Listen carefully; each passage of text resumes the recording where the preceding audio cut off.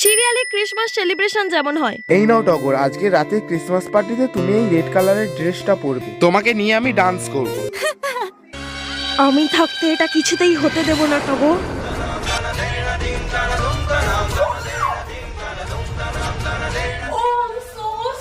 আমি দেখতে পাইনি, প্লিজ কিছু মনে করো না টগর। এ মা, তোমার জামাটা তো পুরো ভিজে গেছে। যাও তুমি চেঞ্জ করে আসো, শীতের সময় তোমার ঠান্ডা লেগে যাবে টগর। যাও তুমি চেঞ্জ করে আসো।